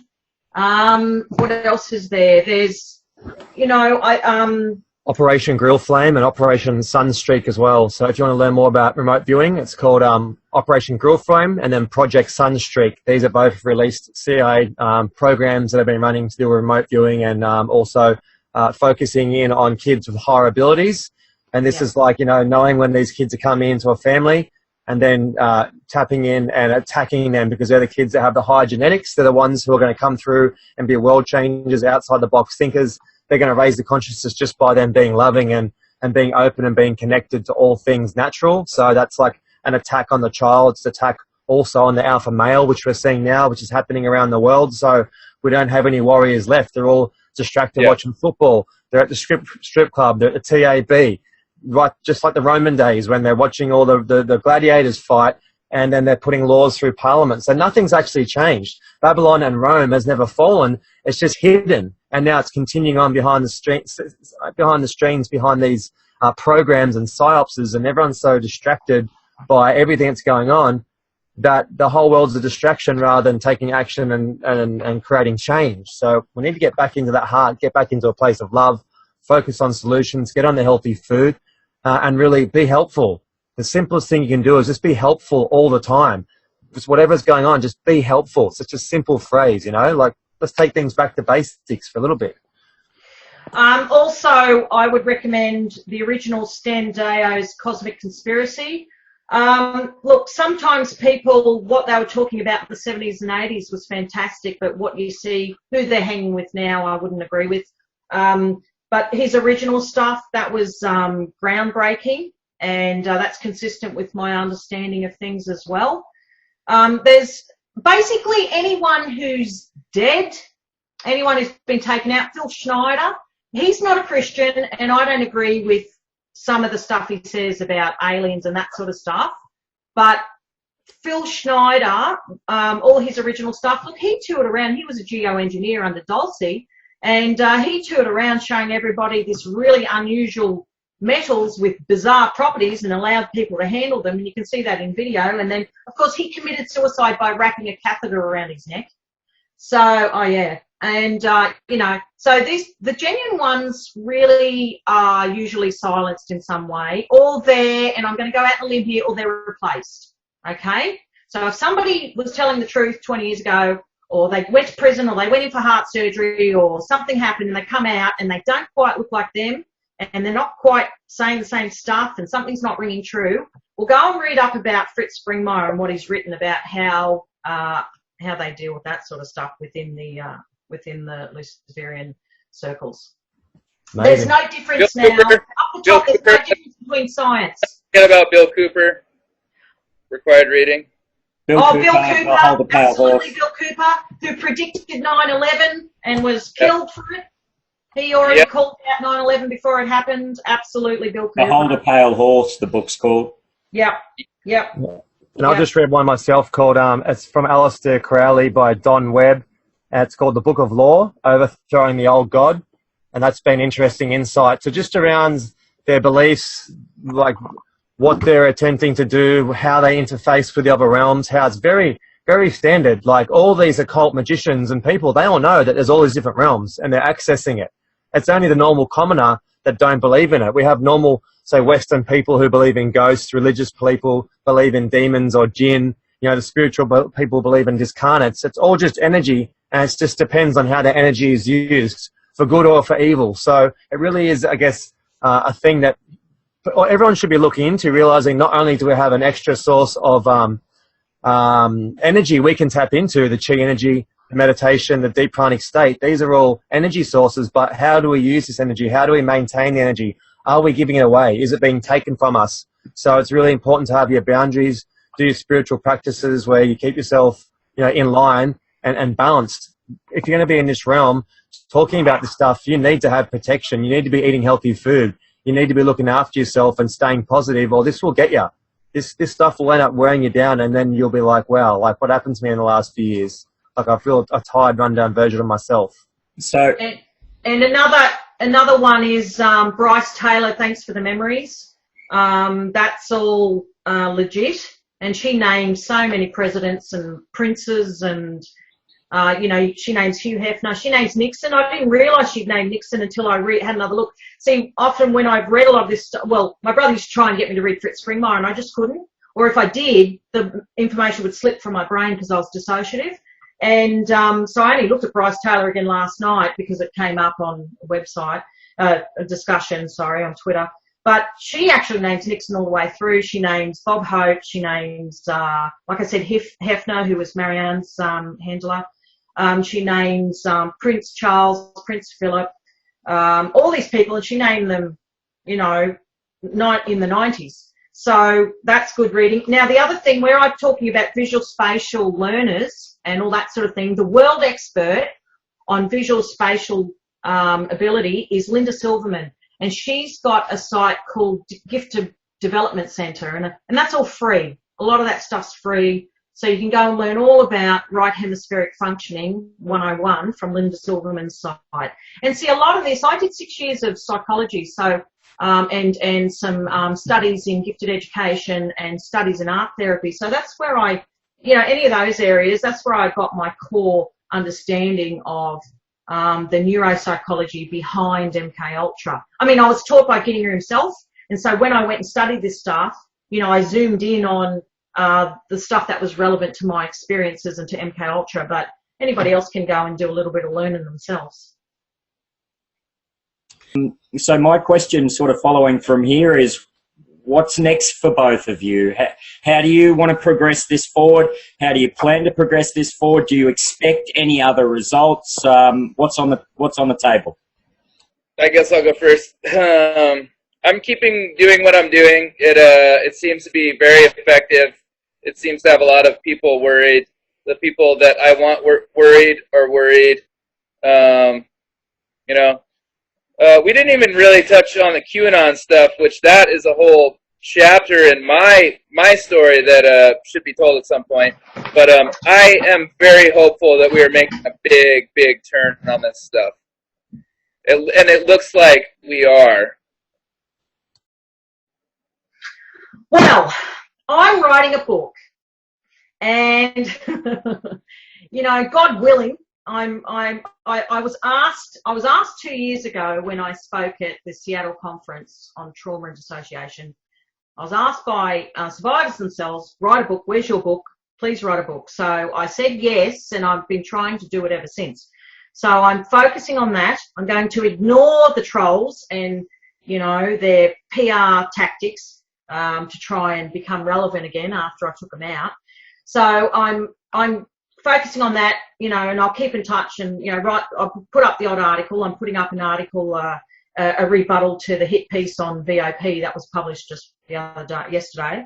My book is Eyes Wide Open, an Australian Experience of CIA Child Trafficking.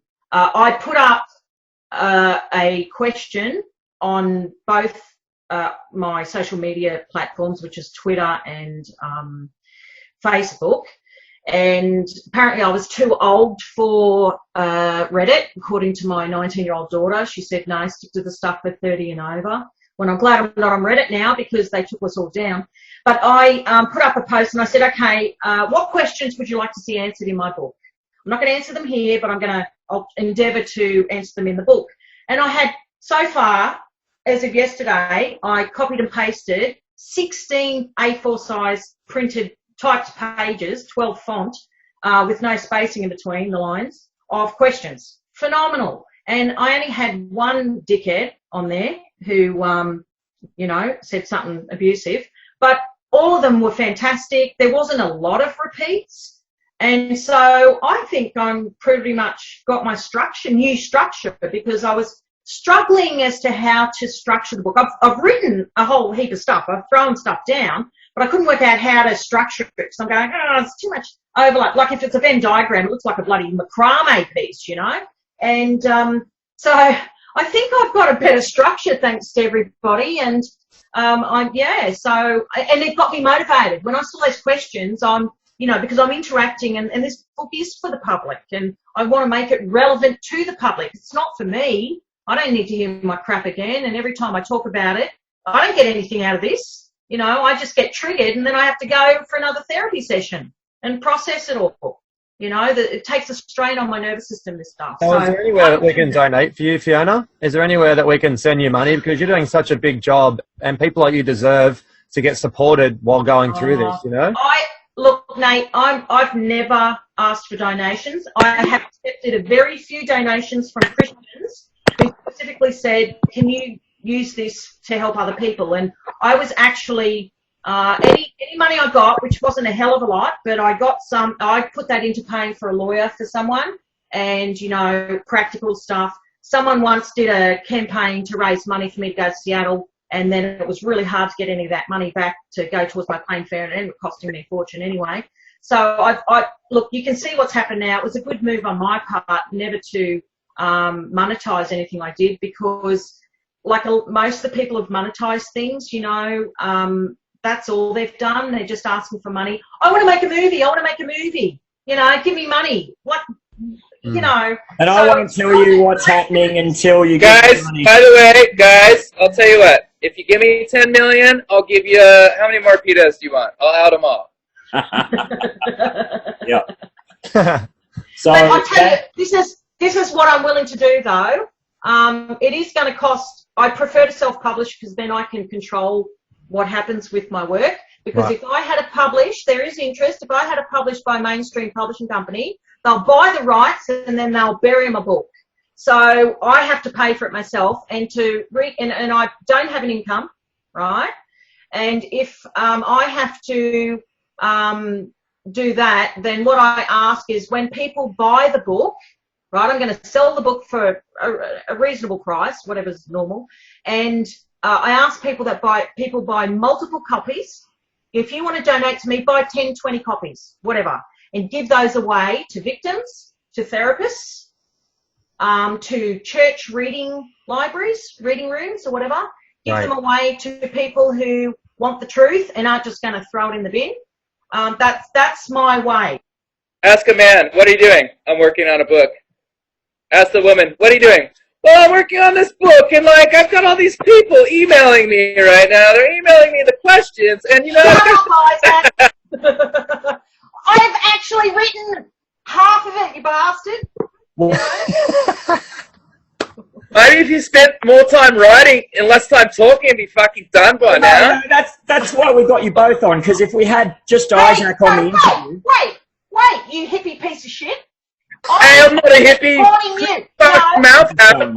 have I been doing for the last 2 months? You go crazy. No, you go crazy at Comic-Con and start outing all these big pedos. So I come on and I support you, you ungrateful little bitch.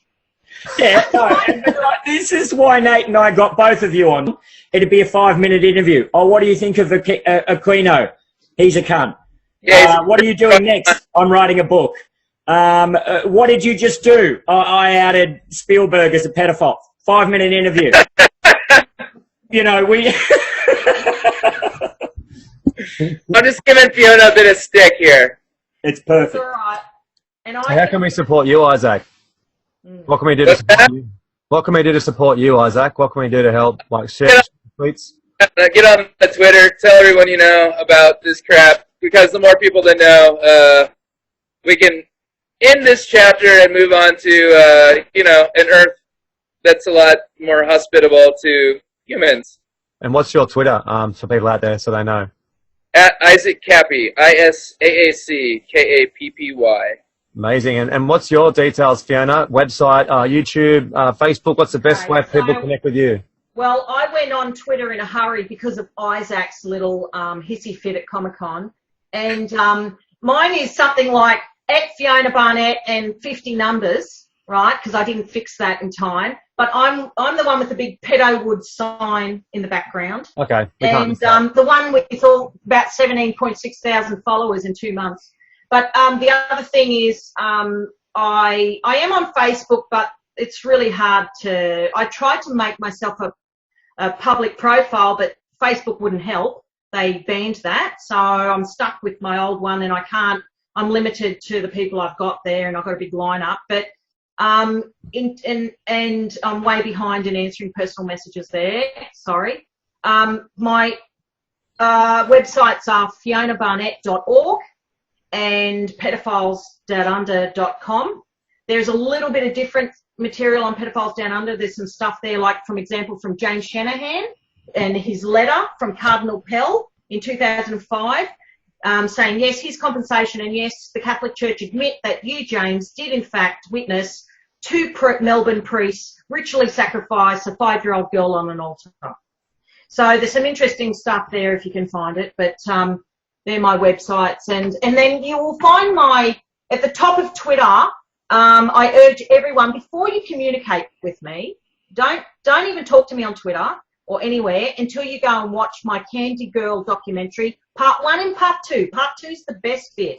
That just covers what happened to me around Sydney, where we could get to within a few days. But that's a basic introduction. So I don't even want to answer. If you don't even know who I am and you haven't watched my doco, don't tweet at me. I'm just had enough of answering crap, you know. Amazing. Well done.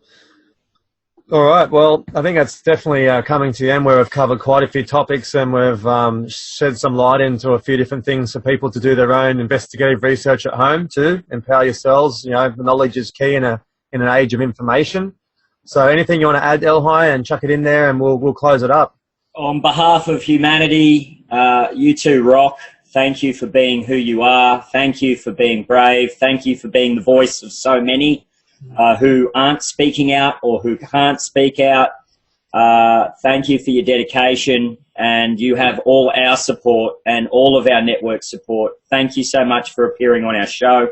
We'll do this the absolute best effort we can, and we love you both, and you know, it is beyond words. And I hope and pray that humanity as a collective mainstream will catch up to your information, and we can out these people as a result of these incredible messages that you're bringing, tragic messages, but because of your courage, incredible messages that you're bringing to humanity at the moment. So thank you. Amazing. Thank you, El-Hai. So jump on to Event Zero TV for El-Hai's media platform, and go to www.innateawareness.com, which is mine, which I cover a lot of topics, a lot of interviews and videos like this on there, where you'll learn a lot about health and a whole bunch of different things.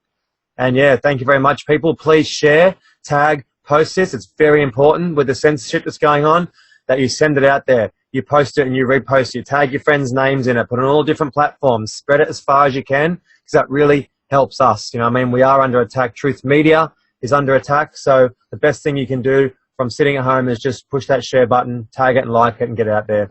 Thank you very much, guys, and we'll speak to you shortly. Great. Thanks for having us. Thanks very much. You know something? They'll get it. They'll get it all from you sooner or later, because they own this fucking place. It's a big club, and you ain't in it. You and I are not in the big club. By the way, it's the same big club they use to beat you over the head with all day long when they tell you what to believe. Do you feel in control in a world so cold? Will even your vote matter when a maggot leads the polls? Indoctrinated nation, dictated and swallowed whole. So robotic, no logic, seeking through that shit. We're both optics, am I saying no brainwash? Mind slaves you preyed on, get your pay doc while your paid costs. Did that 50 years of labour paid off? See if these politicians want to trade jobs as lucky as a Grey Street hooker taking a day off. The system bleeds racism, say it ain't a Adolf. Suppressed information, segregating race and making hatred out of nothing. Ain't no calling out the bluffers, this is real as it comes. Work your fingers to the bone while the white collar stealing your funds, feeling the brunt. Heads are listening, but I'm still appealing to none. Realize for a sec, you've got more in common with the guy on the other side of the fence than that pig handing out a sentence behind a desk. Hard pressed for knowledge, cause you view the news and accept it as honest. Consume the vomit you're lost in. A planet of zombies blossom, too stupid to see that freedom was never an option. They got you by the balls. They spend billions of dollars every year lobbying to get what they want. Well, we know what they want. They want more for themselves and less for everybody else. But I'll tell you what they don't want. They don't want a population of citizens capable of critical thinking. They don't want well-informed, well-educated people capable of critical thinking. They're not interested in that. Schools' history books full of misery and crooks. Chapters written by the victor, not the cultures they took.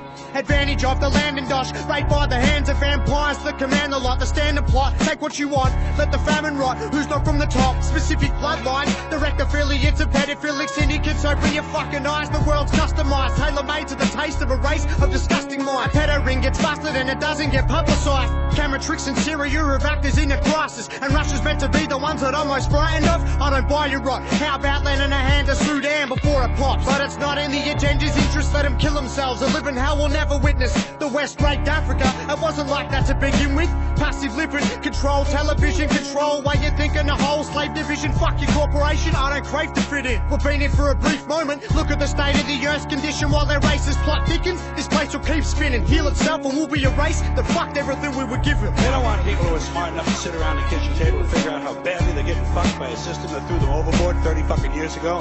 They don't want that. You know what they want? They want obedient workers. Obedient workers.